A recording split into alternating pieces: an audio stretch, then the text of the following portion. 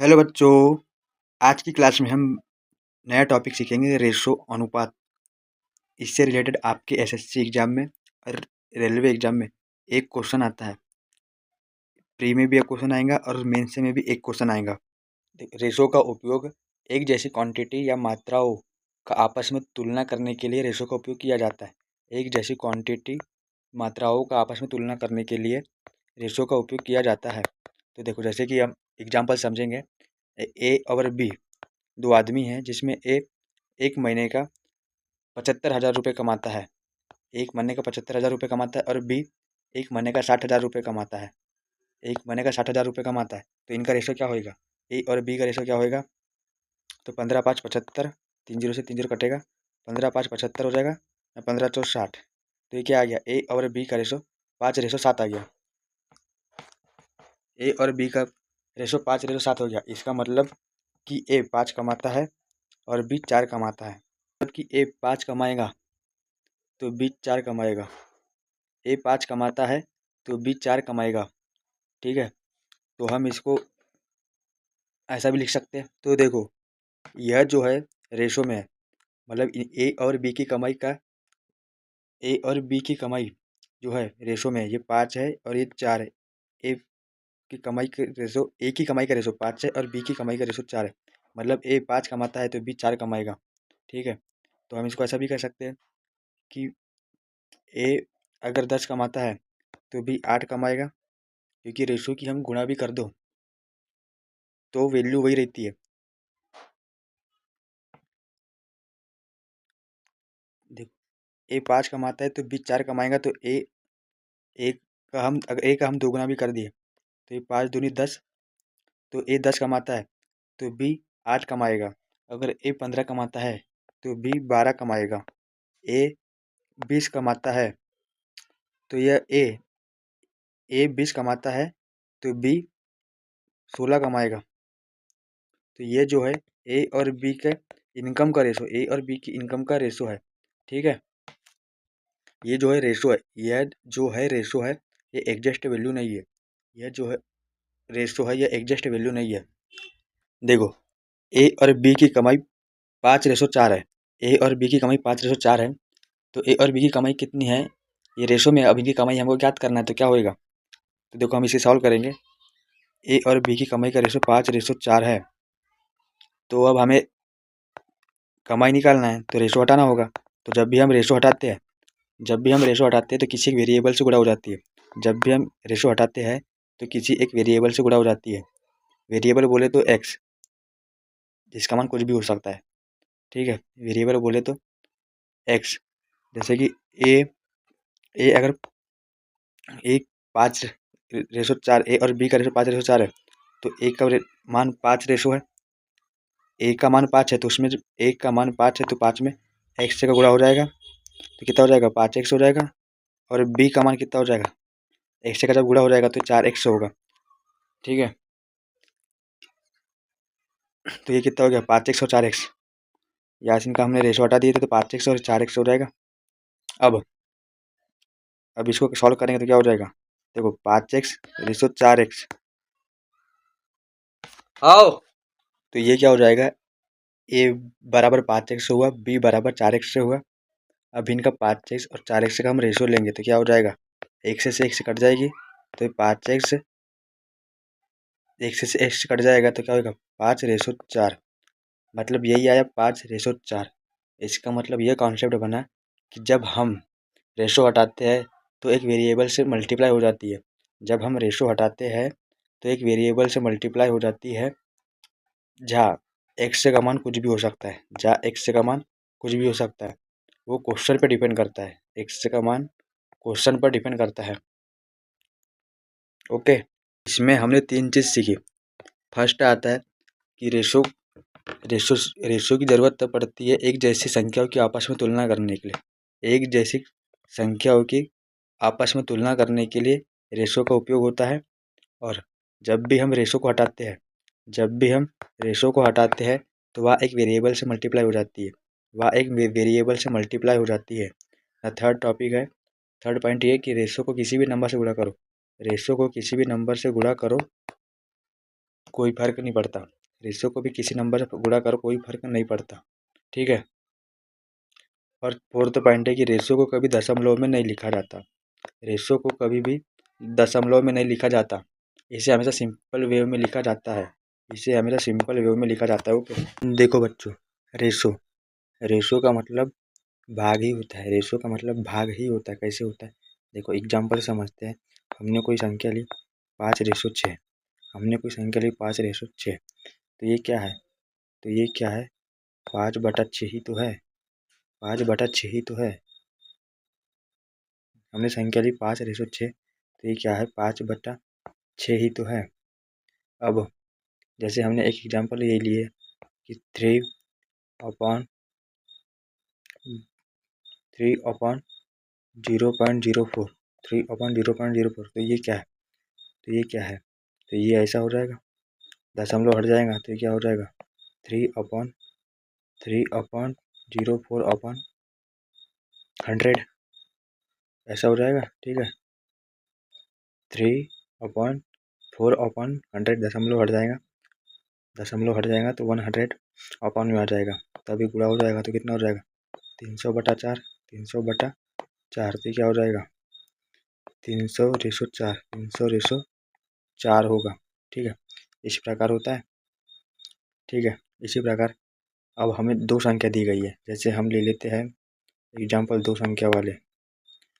जैसे हम दो संख्या वाले ले लेते तो 5/2 रेशो 7/3, 5/2 रेशो 7/3। तो ये क्या है, 5/2 रेशो 7/3, ये क्या है, तो ये क्या है, 5×15, तिरक गुणा हो जाएगी, 5×15 और 7×2 14, 5×15 7×2 14, क्या हो गया, 15/14। तो ये क्या हो गया, 15/14। ठीक है, इस प्रकार हमने इसे रेशो में लिख दिया। जो फ्रैक्शन वाली वैल्यू थी, फ्रैक्शन वाली वैल्यू को हमने रेशो में लिख दिया, 15/14 हो गया। अभी तक के हम दो संख्या वाला लिए थे, अब तीन संख्या वाला लेंगे। जैसे तीन संख्या वाला लेंगे तो क्या हो जाएगा, तो तीन संख्या वाला लेंगे तो क्या होगा, हमने एग्जाम्पल ले लिए तीन संख्या वाला रेशो ले लिए, 7/8 रेशो 5/4 रेशो कोई और संख्या ले ली थी, जैसे 11/6 हमने ये संख्या ले ली। अब हमें इनका सिंपल वे में लिखेंगे तो क्या होगा, सिंपल वे में रेशो में लिखेंगे, ये फ्रैक्शन में रेशो में, हम इसको सिंपल वे में रेशो में लिखेंगे तो क्या हो जाएगा, तो हमको सबसे पहले 8, 4, 6 का एलसीएम लेना होगा। 8, 4, 6, इसका एलसीएम कितना हो जाता है, 24। इसका एलसीएम हो जाएगा 24, इसका एलसीएम 24 होएगा। तो क्या हो जाएगा, 8×24 भाग दे देंगे, इसको भी बराबर 24 बनाना होगा। 8, 4, 6 को बार 24 बनाना होगा, तो कैसे बनाएंगे, 8 का भाग 24 में देंगे, ऊपर गुणा हो जाएगा, 8×24, 3 का गुणा 7 में कर देंगे, 21। ठीक है, 21 रेशो 4 का भाग 6 में जाएगा, 6×5 30 रेशो 624, 4 का गुणा 11 में कर देंगे, 1144। तो ये आ गया सिंपल व्यू में 21/30/44, 21/30/44, ये इसका सिंपल व्यू में रेशो निकल गया। क्यों, क्योंकि हमने क्यों निकाले, क्योंकि रेशो को कभी फ्रैक्शन में या दशमलव में नहीं लिखा जाता, इसीलिए हमने इसको सिंपल व्यू में लिख दिए। देखो अभी तक हमने जो फ्रैक्शन में थे, फ्रैक्शन वाले को हम सिंपल व्यू में, हमने फ्रैक्शन वैल्यू को सिंपल व्यू में सिंपल रेशो में लिखना सीख लिया। ठीक है, अब हम देखेंगे दो रेशो को कंबाइन कैसे करते हैं, दो रेशो को कंबाइन कैसे करते हैं हम ये सीखेंगे। तो ये कैसे होएगा, देखो हमें दिया A/B, A/B कितना होता है, 5/9 है। A/B का मान 5/9 है और B/C का मान 6/7 है। ठीक है, अब हमको कंबाइन करना है, तो कंबाइन कैसे करेंगे, तो हम इसमें देखेंगे कॉमन क्या है, हम इसमें देखेंगे कि कॉमन क्या है, तो हमको इसमें B कॉमन दिख रहा है। ठीक है, हमको इसमें B कॉमन दिख रहा है, तो यहाँ पर तो B का मान यहाँ पर तो अलग है। ठीक है, कॉमन तो B है लेकिन यहाँ पर B का मान अलग है, तो हम क्या करेंगे, हमें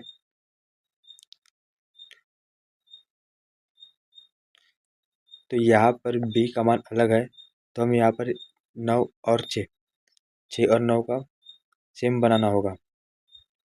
हमें जो ये B का मान यहाँ 9 और 6 अलग अलग है, तो हमें इनका मान सेम बनाना होगा। और सेम बनाने के लिए क्या करते हैं, एलसीएम लेते हैं। तो 6 और 9 का एलसीएम कितना हो जाएगा, 18। ठीक है, 6 और 9 का एलसीएम 18 होगा। तो क्या ऊपर में 18 बनाने के लिए हम क्या करेंगे, ऊपर में 18 बनाने के लिए हमको यहाँ पे 2 से गुणा करना होगा, तभी तो 9 दूनी 18 होगा। ठीक है, फिर 6 को 18 बनाना है तो क्या करना होगा, 3 से गुणा करना होगा। ठीक है, हम अभी गुणा करेंगे तो क्या हो जाएगा, 5 2 10, 9 2 18, 6 3 18 और 7 21। तो कितना हो गया, 10/18, 18/21। ठीक है, ये हो गया कंबाइन। अब हमको A/B/C याद करना है। ठीक है, A/B/C याद करना है तो क्या हो जाएगा, तो A का मान 10 आ गया, B का मान सेम हो गया 18 और C का मान कितना है 21। तो ये हमारा आ गया A/B/C का मान। अलग अलग था, हमने कंबाइन किए, कंबाइन करके हमने इनको सिंपल वे में रेशो निकाल दिए। हमने अभी 2 रेशो कंबाइन कैसे करते हैं वो सीखा है। अब हम उसकी दूसरी मेथड से भी हम रेशो निकाल सकते हैं सिंपल व्यू में। ठीक है, हमें अलग अलग मान दिया हुआ, उसमें हमको रेशो निकालना है। हमें अलग अलग मान दिया हुआ है और हमें उनका सिंपल व्यू में रेशो निकालना है। तो क्या होएगा, तो हमें A/B का मान दिया है 5/8 और B/C का मान दिया 7/11। ठीक है, और हमें A/B/C याद करना है तो क्या हो जाएगा, तो A/B/C दिया हुआ है तो हम इसे इस तरह से भी याद कर सकते हैं। जैसे A का मान हमें कितना दिया हुआ है 5 और B का मान कितना दिया है 8 और सेकंड में क्या दिया है B/C का मान कितना दिया है 7 और C का मान दिया है 11। ठीक है, मतलब हमने क्या किया, जो रेशो के नीचे है, जो रेशो हमको दिया गया है उसको उसके नीचे लिख दिए। ठीक है, जो रेशो हमको दिया है हमने उनके नीचे लिख दिए। तो ये क्या हो जाएगा। ठीक है, इसको सॉल्व कैसे करते हैं, देखो बेटा, इसको सॉल्व करने का एक आसान सा तरीका है। जैसे कि ये 8 है, 8 के राइट में कुछ नहीं है, 8 के राइट में कुछ नहीं है, तो इधर जो स्पेस खाली है, जो स्पेस खाली है यहाँ पर भी 8 लिख दो। ठीक है, यहाँ पर भी 8 लिख दो तो क्या होएगा, ये 8 हो जाएगा, ये 8 हो जाएगा। और अब यहाँ देखो 7, 7 के बाद जो स्पेस खाली है, 7 के बाद लेफ्ट हैंड में जो स्पेस खाली है तो वहाँ पर भी, यहाँ पर स्पेस खाली है तो वहाँ पर भी 7 लिख दो। मतलब 8 के राइट साइड में जगह खाली है तो 8 लिख दो और 7 के लेफ्ट हैंड में साइड जगह खाली है तो 7 लिख दो। ठीक है, अब इसकी गुणा कर दो, 11 8 88, 8 7 8 56 और 7 5 35। ठीक है, रेशो है तो रेशो लगा दो, तो ये कितना हो गया 35/56/88। तो ये A/B/C का मान आ गया। इस प्रकार से भी हम रेशो ज्ञात कर सकते हैं। ठीक है, कि हमें डिफरेंट वैल्यू दी गई है, हमको उनको कंबाइन करना है तो हम इस तरह से भी इनका रेशो निकाल सकते हैं। A/B/C का मान निकाल लिया हमने 35/56/88। ओके, नेक्स्ट टाइप हम समझते हैं। अभी तक तो हमने देखे कि हमें तिरछे में हमें संख्या दी गई थी, असमान संख्या थी और हम उसे कंबाइन करते थे। अब क्या दिया है हमें, अब हम सीखेंगे कि जैसे हमको दे दिया एग्जाम्पल में P/R, P/R दिया है। P/R का मान हमने ले लिए 7/10, 7/10 ले लिए और हमने कोई संख्या ले ली Q/R, Q/R, Q/R और Q/R का मान हमने 3/8 ले लिए, 3/8, 3/8।